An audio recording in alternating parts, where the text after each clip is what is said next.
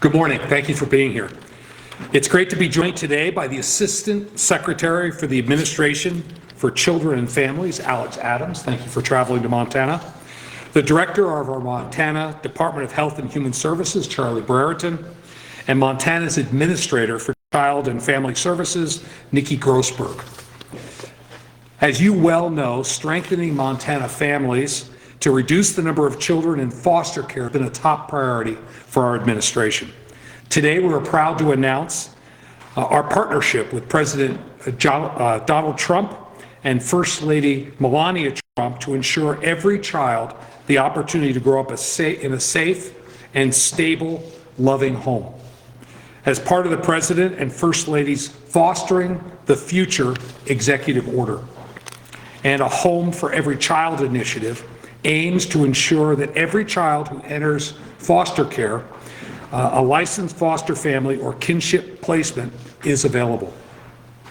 The reality is, nationwide, there is a shortage of licensed foster homes, creating barriers to stability and connection for children who need them the most.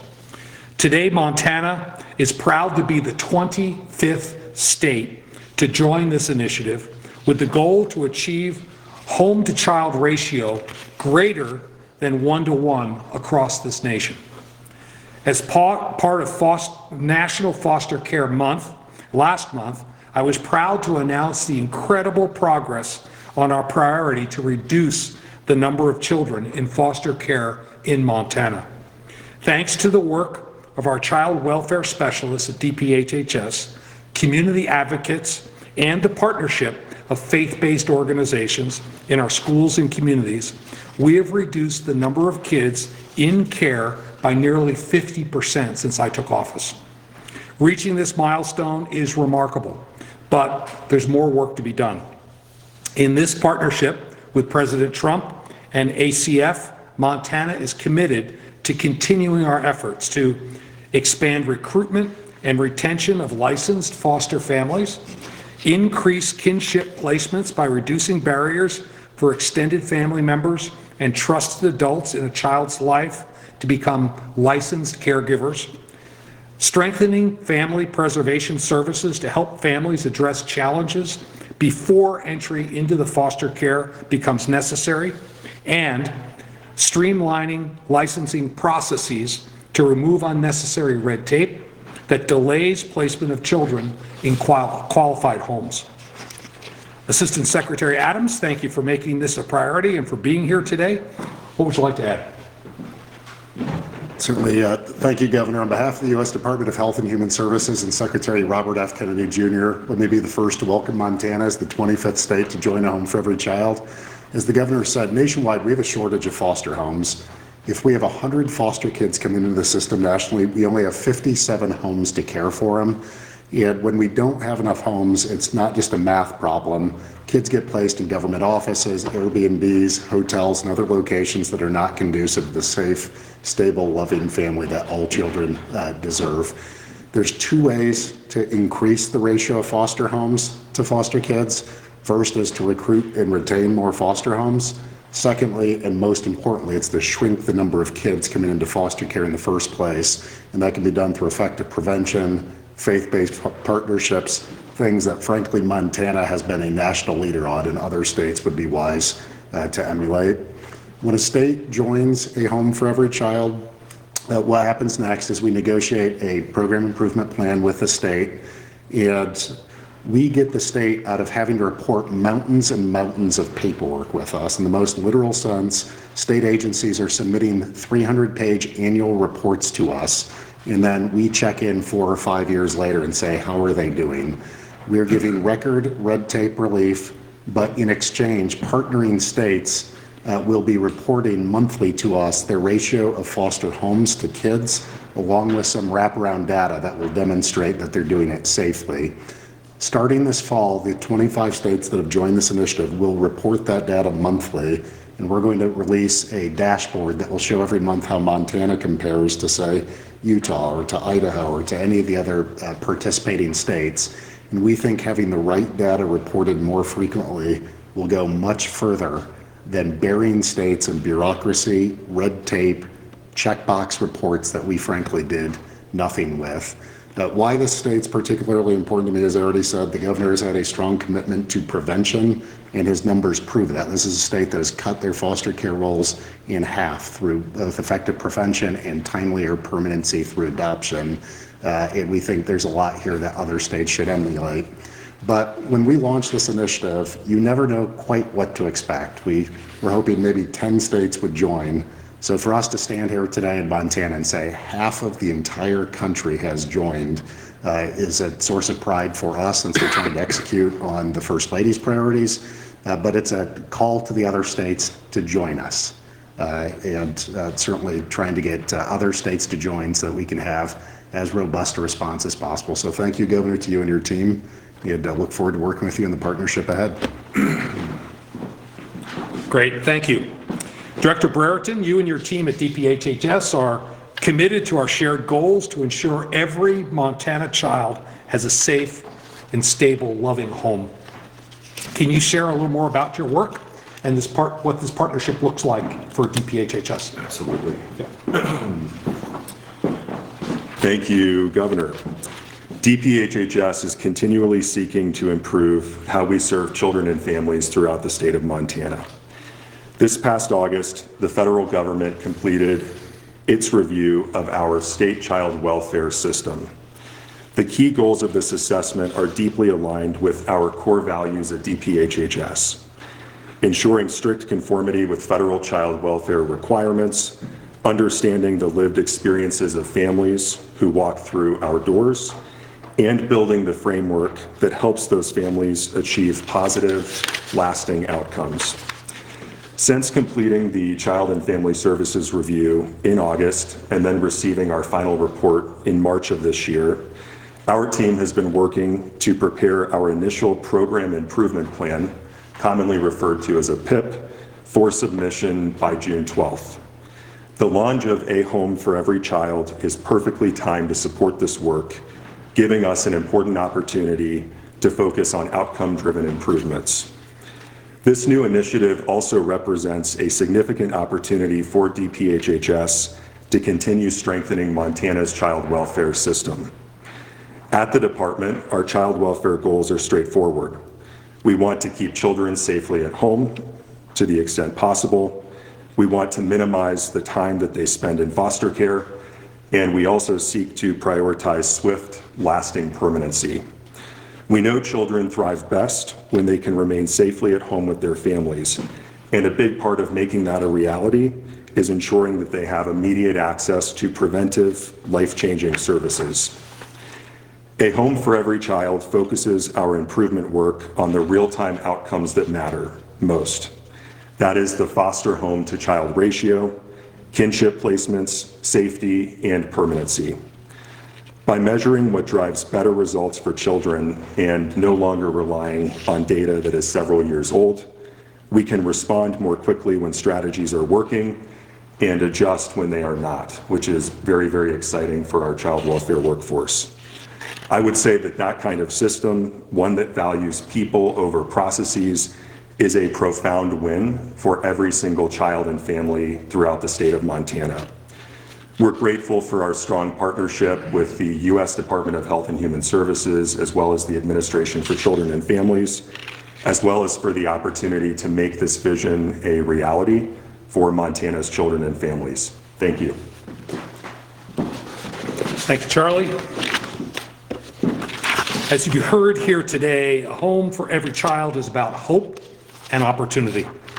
Children are our most precious resource, and every child deserves the opportunity to grow up in a safe, stable, and loving home.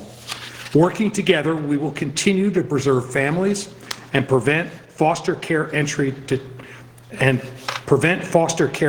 change the lives of Montana children.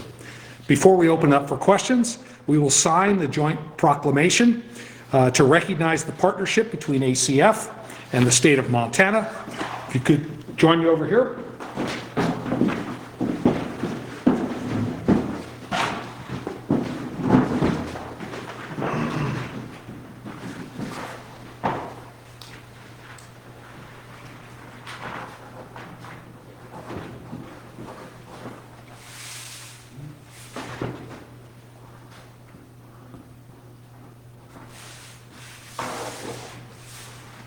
everybody wants to look right here. 1, 2, 3. Great. Thank you. Very good. And with that, we're happy to open it up for questions. Yes? For Assistant Secretary Adams, can you give an example or a couple of examples of the types of data that is typically reported that is unnecessary or an assignment isn't serving a purpose anymore? Certainly. I think I'll differentiate two things. So right now, we get about 200 data points reported by states. Fabulous data. By the time it is on our website, it is 2 years out of date. I don't know any leading business anywhere in the world that makes data-driven decisions based on data that is 2 years out of date. So when states join this initiative, they're going to report 10 data points to us that we think are high yield, high leverage measures that demonstrate if something is working. And having that in near real time, monthly, with cross-state comparisons, we think will give states a chance to make decisions in child welfare that will be game-changing that they can't do based on our current. The other thing I would say is right now we bury states in red tape. So we had a report called the Annual Progress Service Review or Report. States on average submitted 285 pages to us. There is not one person in my agency that read those, and most importantly, there's not one person in my agency that made any substantive decision on those. So rather than having caseworkers and social workers filling out forms for the purposes of checking the box to meet federal compliance, we're giving them that time back so that they can do what they do best, work with children and families, and engage in services that actually make a difference for children and families. I'm sure that they are kind of wonky, but can you say what some of the 10 data points are going to be that Montana will continue reporting? So the primary measure is going to be the ratio of homes to kids. And there's a roll up there. You can get your measure up by either recruiting more homes, retaining more homes, or shrinking the number of kids coming in through the incredible work Governor Gianforte has led here in terms of preventing entries as well as timely or permanency. That's the primary measure. So when you go to the website this fall and you look at the 25 states that have joined and are reporting data, it will rank each state top to bottom on their ratio of homes to kids. Then the next 9 measures, you'll have to look under to help you look under the hood to see why are they doing well or why are they not doing well. Yeah, there's a couple related to safety, like repeat maltreatment, things like that. But we structured this as a pilot.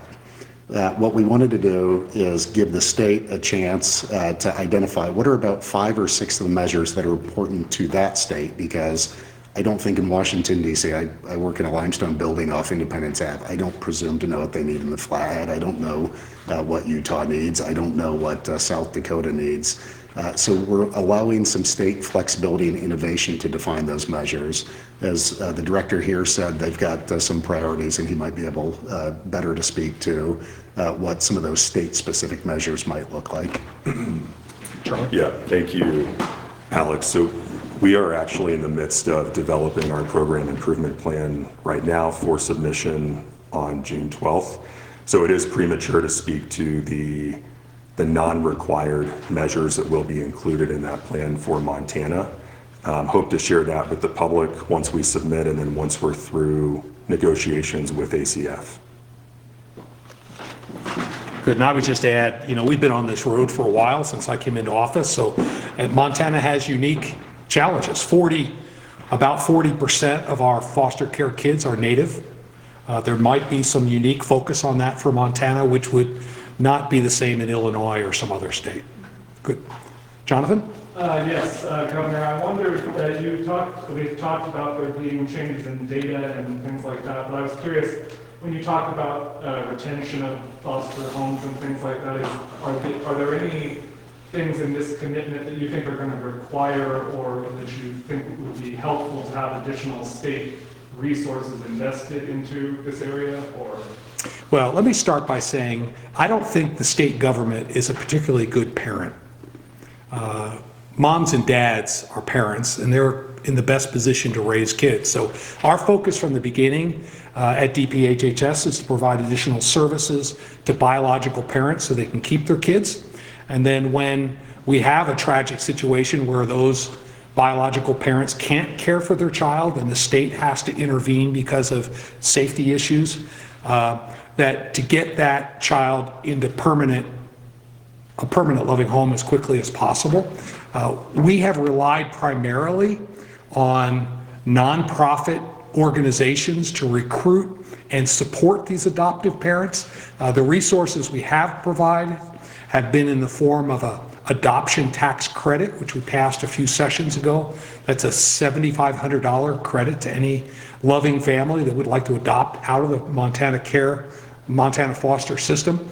We'll have to see what the data tells us. I like the idea of a horse race between us and the other states because I think competition helps everybody perform better. Yes? You mentioned that obviously the ratio is a sort of the primary measure of success in this. Is there any sort of corrective action or steps that the administration would take at the state to see that ratio go in the wrong direction?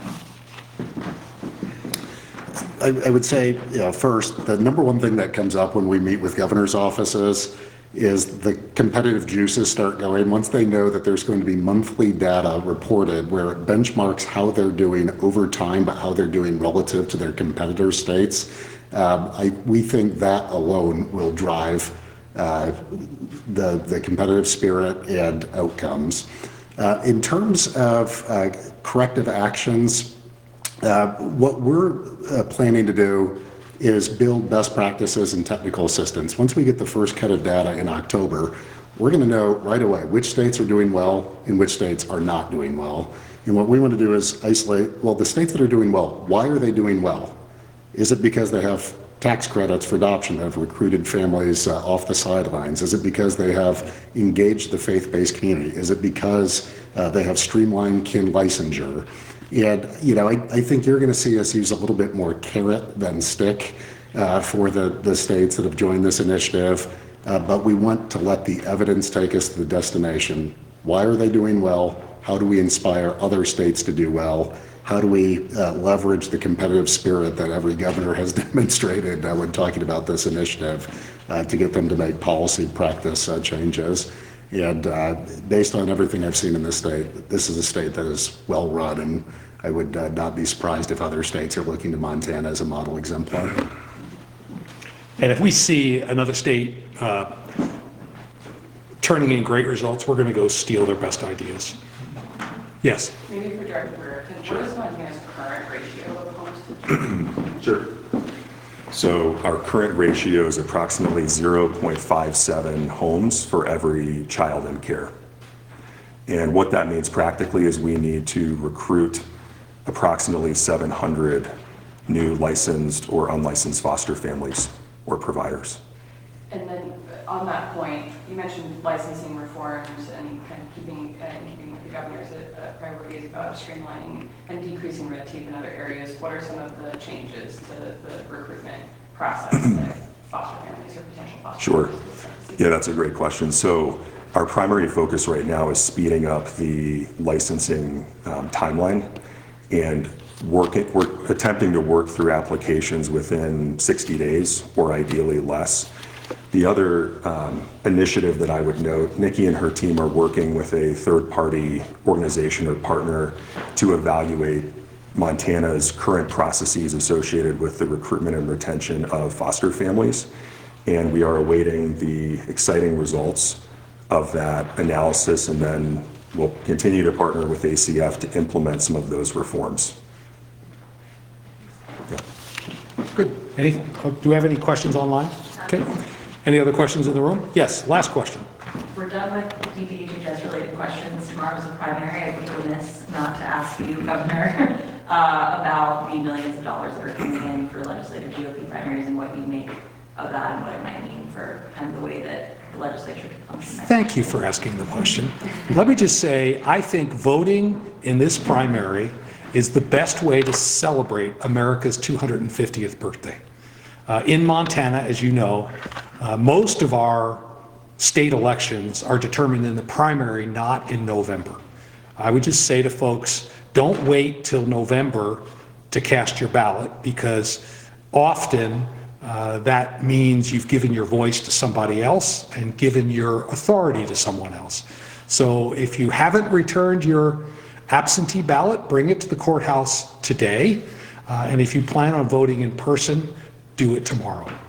Fair enough. Thank you, everybody. Yeah. Thank you.